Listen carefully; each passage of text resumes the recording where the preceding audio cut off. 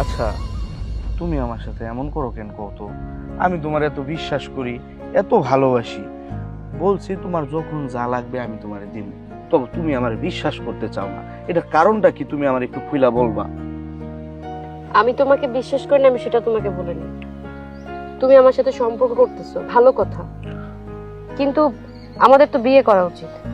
তোমার যদি আমাকে এতই ভালো লাগে, তুমি আমার ফ্যামিলির কাছে প্রস্তাব পাঠাও, আমরা বিয়ে করি। এইভাবে আর কতদিন? তুমি এটা কি কইতেছো? আমি কি তোমার সাথে চুরি করে দেখা করতে চাই?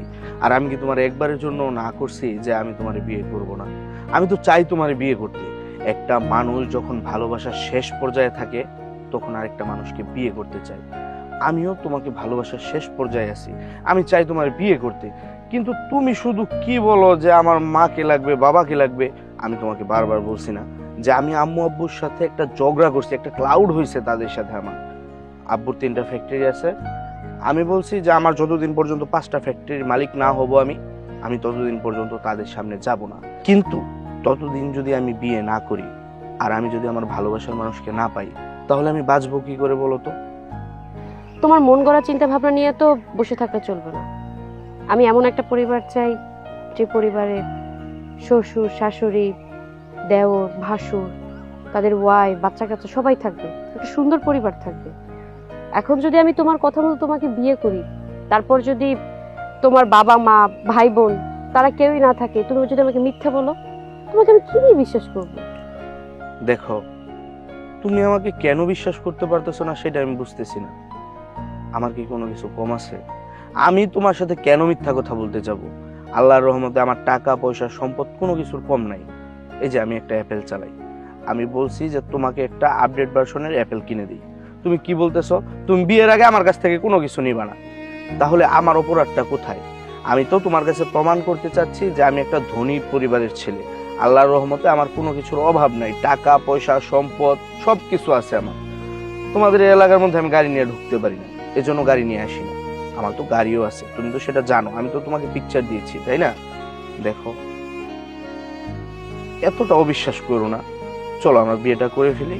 বিয়ের পর যখন আমি 4-5টা ফ্যাক্টরির মালিক হব, তখন আমি আম্মু আব্বুর সামনে তোমাকে নিয়ে যাব। আমি মুখের কথা শুনে কোনো কিছু করবো না।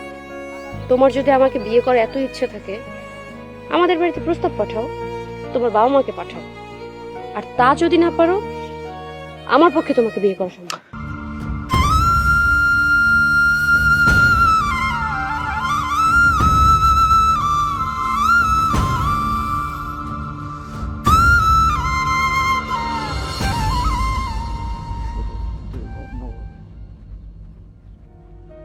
আসসালামু আলাইকুম ভাইয়া।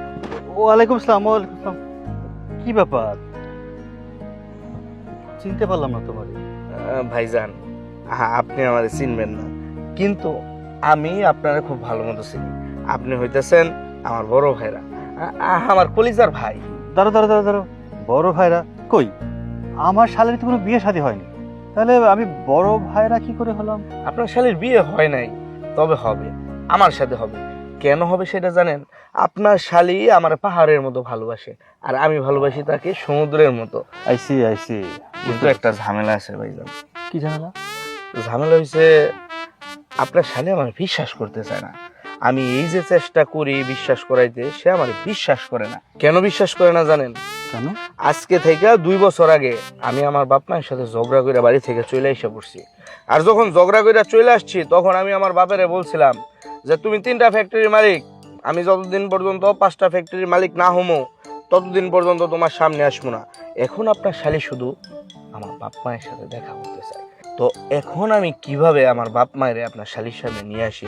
কারণ আমি তো এখনো সফল হইতে পারিনি, আমার 5টা ফ্যাক্টরির মালিক আমি এখনো হইতে পারিনি। তা না হয় বুঝলাম, তোমার বাবার 3টা ফ্যাক্টরি, তুমি 5টা বানাইবা। তো তুমি সত্যি কথা বলতেছো, আর তুমি সত্যি সত্যি বড় লোক, এটা আমি কি করে বুঝবো? প্রমাণ আছে আমার কাছে। এই যে দেখেন আমার ফোন, অ্যাপেল, দাম হচ্ছে 1,25,000 টাকা। ধরে দেখেন, সমস্যা নেই। আমার একটা অবশ্য ঠিক আছে। গাড়িও আছে আমার, গাড়িটা আপনাদের এই মাটির রাস্তা দিয়ে ঢোকে না, তাহলে নিয়ে আসতাম। এখন বিষয়টা হইতেছে ভাইজান, আল্লাহর রহমতে আমার যা আছে তা আমার আরো 3 পুরুষ খাইতে পারবো। কিন্তু আমি শুধু পারতেছি না আমার মা বাপেরা আপনার শালীর সামনে নিয়ে আসতে। এখন আপনি যদি আমার একটু উপকার করেন, আপনাদের বাড়িতে নিয়ে গিয়া তাকে একটু বিশ্বাস করাইতে পারেন, তাহলে ভাবছি আমি আপনার একটা উপহারের ব্যবস্থা করে দিব।